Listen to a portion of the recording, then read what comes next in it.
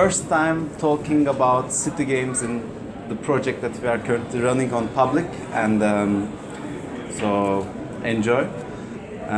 Just a very quick introduction information. First thing is we have received Impulse Access Creative Industry Innovation funding from AWS. It's a federal investment banking from Austria, distributing money from ministries, and we are realizing the project in the course of this funding. And the second thing, we will try to make everything about this project open, all the documents, hardware, software, even business models when it's possible. So you would be able to, they're all licensed under Creative Commons, and you can have a look afterwards.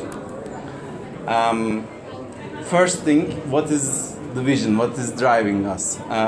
Since some years we've been thinking about bringing playfulness to the city, but not just enabling playful things in the city, but making it become a part of the routine, in the sense that when the life gets monotonous, the city can offer playful interventions and make your life in a way more playful.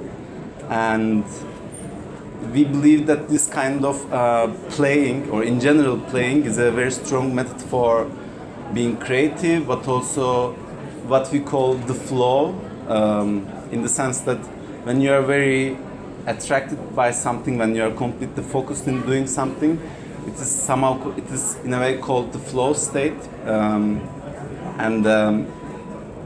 We have seen, and there are a lot of studies, that when the person is in this flow state, the time perception changes, he becomes more active and very focused on the things he is doing. And we want to somehow bring this flow state more into the daily life, and that has been also one driving force in realizing this project.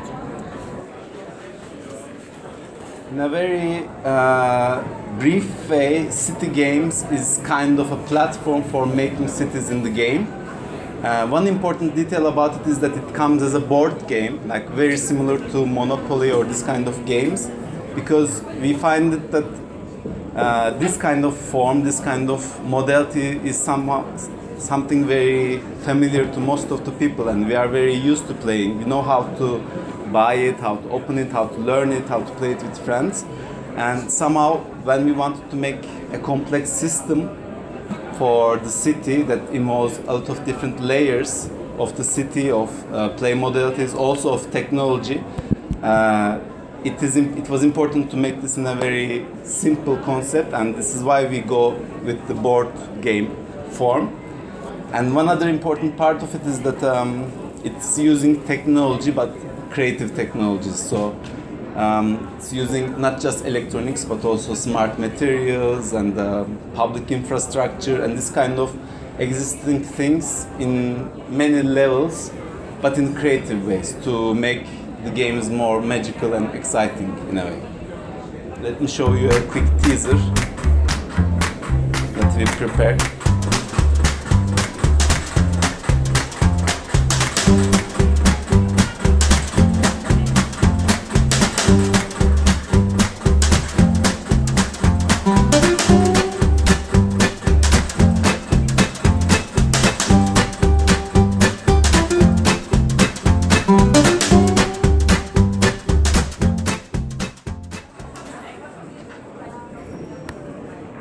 And now more into the details of the concept.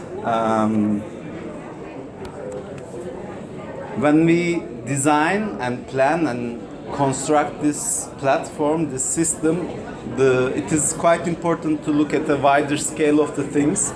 And this is why we set up this ecosystem map to try to figure things out in its position, and also think a bit more about the interactions in between them. There are, in a way, four important factors in our City Games ecosystem. First one is, of course, the city, and the city with its infrastructure, with public transport, with its buildings, with its maps, with its urban planning, history, management, energy, water distribution. All these small things are going to become part of this ecosystem, because there will be interactions on many levels for such a board game. And the second level is the community. And when we mean community, we don't mean only the players that would play or be interested in such platform, but in means of by making it open, we want to also get people to build stuff, to get more active in making these games. And this is somehow essential to have active participants in this system. And also one small differentiation is usually like the first target group that's coming to mind is tourists, because this is especially attractive for them. But actually our most important target group, or let's leave alone the word target group, but let's say the people that we want to address to are actually the citizens, because our vision is to make the city more playful, and in this case Vienna, starting with Vienna. And in that case, it is important that people who live in the city, the citizens themselves, are aware of this and becoming participants in one way or another in this system. And then we have the city games, that is also in itself a small ecosystem consisting of several pieces. I will go into detail in the next slides, but last one I would like to mention is VRI, or as we call White Rabbit Industries. In order to successfully execute and plan and build such a system, we need to have some kind of a commercial, economical, or managerial structure. Of course, we want to bring our creativity also to rethink and redesign such systems. But you can think of White Rabbit Industries as like a network of companies, institutions, and people, either employed or freelancer, that are coming together to build something for the city to make it more playful. And this is why also we want to keep this company structure or financials or models as open as possible, so that everyone can take somehow part in it. Okay, now going more into the details of this platform, you can think of 4 main categories that have come to emerge. In the center is the board map.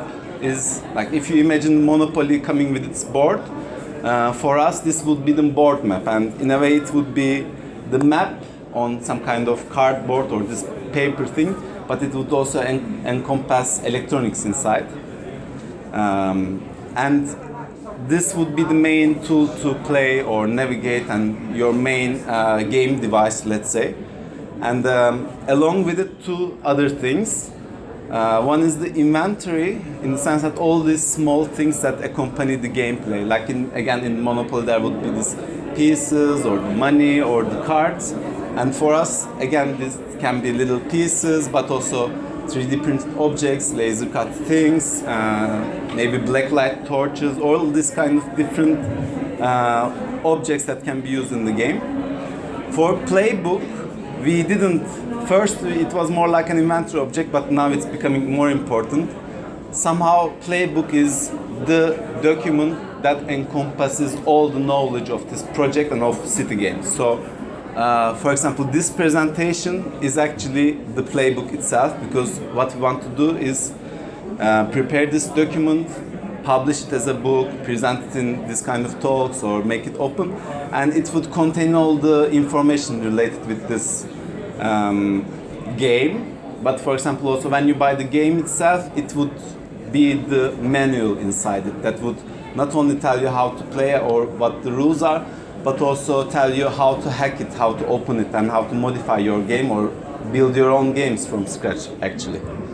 And when these systems are employed, when these objects are starting to be used, then what's happening inside is the game, actually. That's the pre-designed, predefined experience in a way, or the game itself, but it is not something tangible, but it's some kind of the soul of all this system. Now, if you go into details of the board map, let me show you quickly some small prototypes we have. We have been thinking of, first, if you make the board map big, like, again, Monopoly thing, it's not very practical to go out and play in the city. That's why we decrease it into this hexagonal form that would carry the map. It would be modular somehow, so you can divide the city into hexagonal maps, so that when you play the game, you can just pick it up in your hand and go around. When you go to to the next zone, you can change it. And it would encompass several layers, and we call it as the anatomy of it. So if you look at it, there is first the map that is the outside, and beneath the map there will be what we call play light, or some kind of light LED system that is providing the playful mechanisms. This is a small prototype to show the light effects. Actually, it works with Arduino, a very simple Arduino, and then some LED strips built into a matrix. And the circuit board level is the brain of it, the processors, and then there would be the base that is the body that encompasses all these pieces and holds them together. I will go again a bit more into detail of each level to give you a bit ideas about what can be done or what have we been researching up to now. The thing about map is there are several factors to it. There are the factors of scale, how to represent space in this platform, how would it match the game, or if there's a game zone, what is the relation between the real cartography and the game zone. But also the thing that is going to become most important is the style of these maps. And cartography is an ancient technology, and there are innumerable examples of different styles and different scales and different ways of representing space. And if you see here, there are these ones that are based on landmarks or interest points. Like there's London and some imaginary place or Venice, and you can see that there are a lot of amount of possibilities. And another style, another important way of representing data is historical, in the sense that, for example, the maps of Vienna from 100 years ago was completely different from the maps of today, but also the same. So there are some streets that are the same, but the Donau, the canal, the Danube was completely different. Or the Ringstraße didn't exist because there were the walls. And this kind of historical shifts can be an important modality to take the players to somewhere else, to a magical zone. And another one is illustrative, in the sense that it's more abstract but more aesthetic and using more personal styles. And the last one is technology, in the sense that there are smart materials like conductive paint, blacklight paint, glow-in-the-dark paint, or several other like thermoreactive paint that when you touch it changes color. There are all these things and all these different types of creative technology, Faire, creative technology paints, as we call, and you can print with screen printing technique with these materials on cardboards, and then let's say if you use conductive ink, you print layers, like let's say the buildings, the reddish buildings over there, you can just print them and then somehow connect them, and then you can make the surface interactive to touch or to, I don't know, rubbing, for example. And when you use this kind of screen printing with creative technology inks, it is important to keep it minimum so that it doesn't get so complicated. This is why for these technology styles we went to more simple one, or like monochromatic or two color based map styles, so that it can be easier to produce. Next thing, play light. This is actually the LED layer of the thing, but we also see it as the voice of this board map, because this is how the game would talk with you in a way. You can ideally this would be printed on some kind of flexible copper, like these strips that are quite light and even bendable. And there are various things you can do with such an LED matrix. You can use pulses or heartbeat rates or some kind of let's say any kind of light pattern to convey a message. or you can, of course, most essentially it would show you the locations, like when you need to go somewhere else or when the game next hint is on a location that would be marked with the map, with the light itself. And this brings the complex issue of matching the light positionings, LED positionings with the map.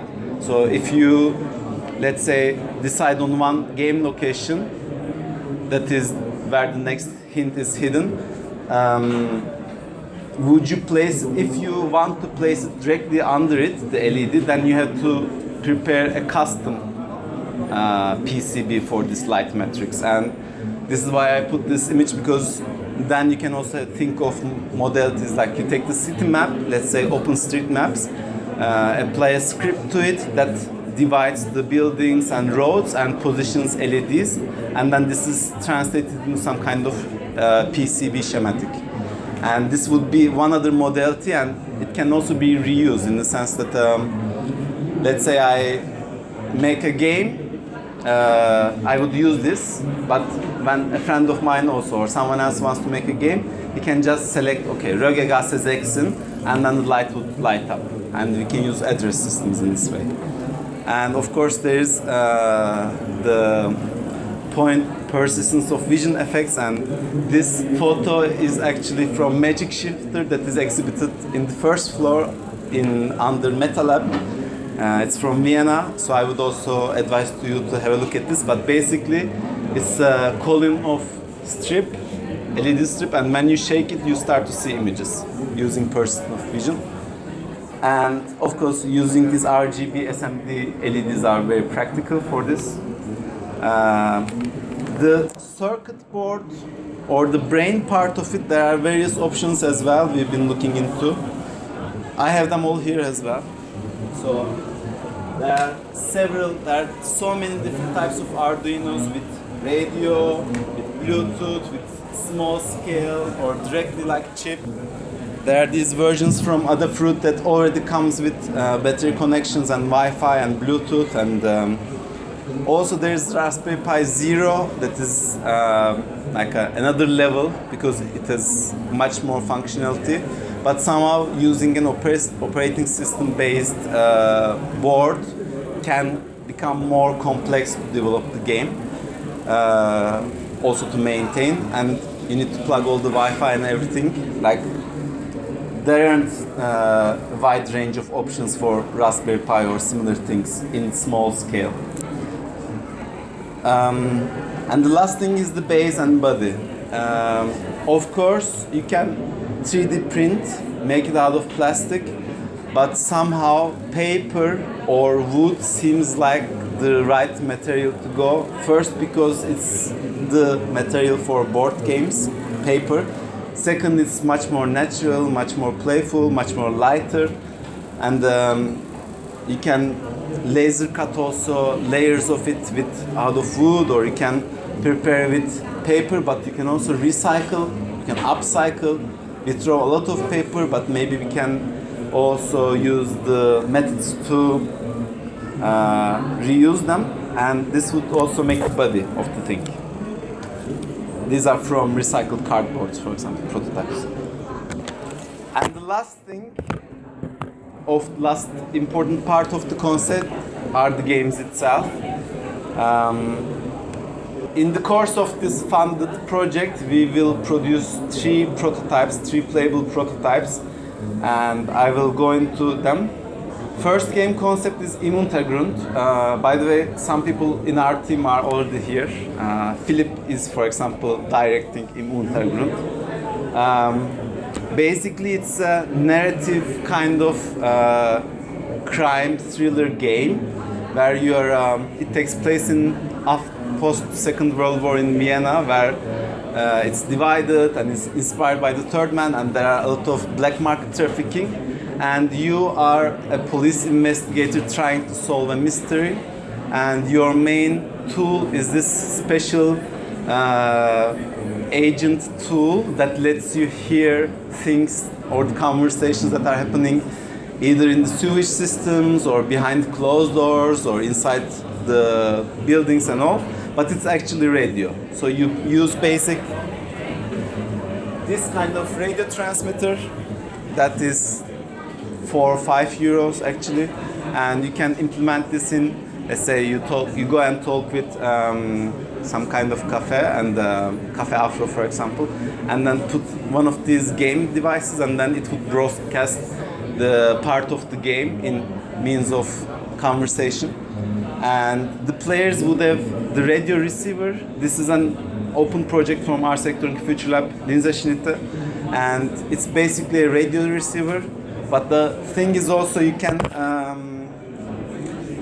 find radio everywhere, so you can also crowdsource the tools of the game in that sense, that people maybe just play with their phones which have radio. And the second game is Wunderkammer Wien.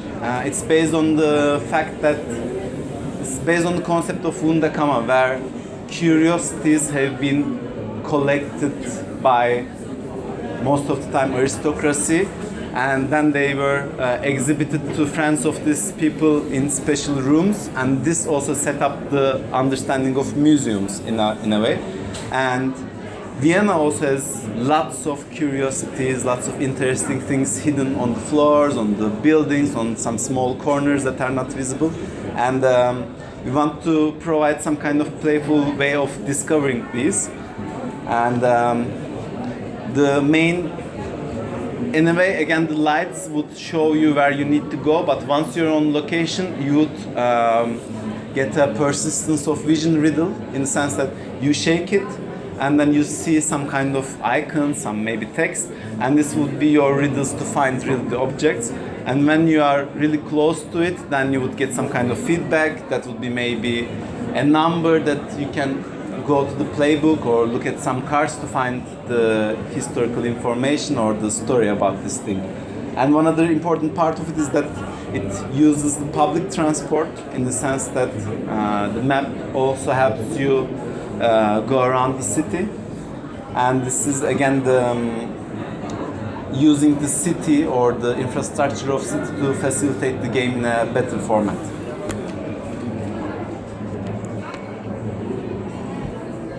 The last one is Schatten der Nacht. It's a one-directional gameplay, in the sense that you go through the steps of an experience, and the experience is from a schizophrenic that lived 100 years ago in Vienna, and you witness his trip as he leaves his therapy and goes home, and as he starts to again have hallucinations, and the fantasy and the boundary between the fantasy and reality starts to blur, and you discover his hallucinations using black light. As you know, the Donau Canal area is free graffiti zone, which means you can freely draw something, paint something there.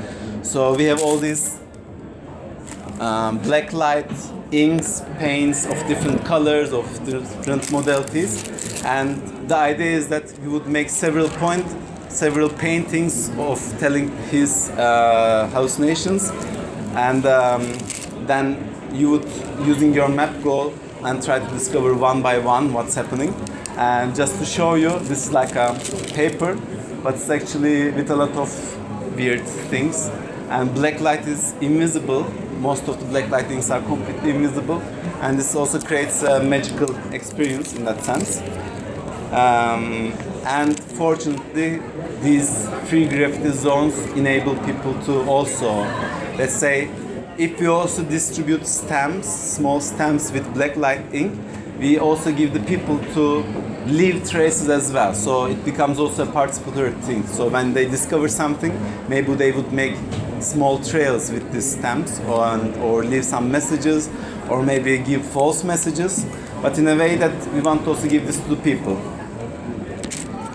And apart from these, we have in the course of the research phase of the project, we have generated around 8 game ideas as well.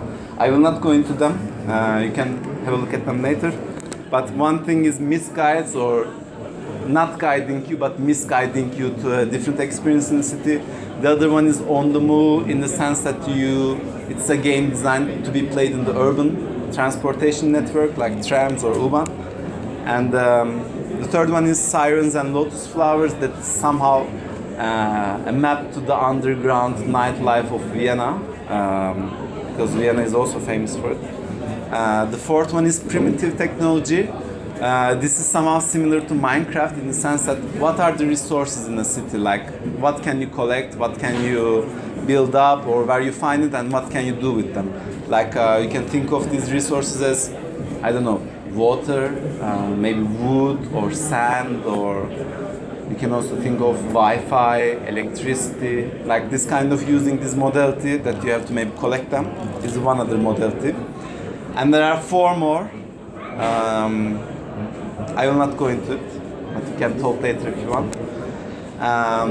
And two important future directions that we want to focus on is first, smart city win, smart city integration, because there's a lot of effort in making things smart and more efficient, but not really taking into focus the people living in that city, the communities, or making them more involved in this kind of smart city development.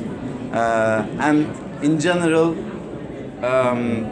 we think of making things smart but not playful, and this is one important aspect for us to have a look at this in a wider range.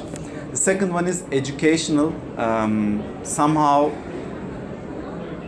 the educational aspect of it, in the sense that whatever knowledge that we generate should be transmitted to others, and this creates the educational level. And also it is important that, let's say, the kids, when they want to make games for their neighborhoods, there should be options for workshops, or people can be able to explain them how to make games.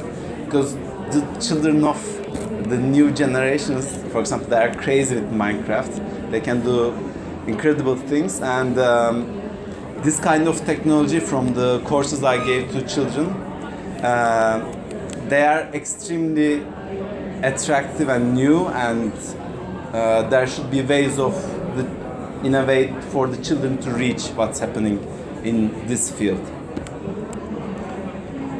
Before I finish the team, currently we are officially 5, unofficially 6. 5 of us are in Austria, 1 is in Berlin. I am taking the responsibility, the managerial responsibility of the project, so you can say I'm the founder, but we are the founders anyhow. But also what I do is creative technology and design, interaction design. There's Simon there. He is in charge of creative direction and graphic design. There's Philip there. He's in charge of orchestration and direction of the games, as well as game design. There is Sophie, who is responsible for documentation and media production. There's Utku for business and marketing, and another ex-colleague and good friend, Imanol, that is also with creative technology. And here are all the image and icon credits if you want. And that's it. Thank you.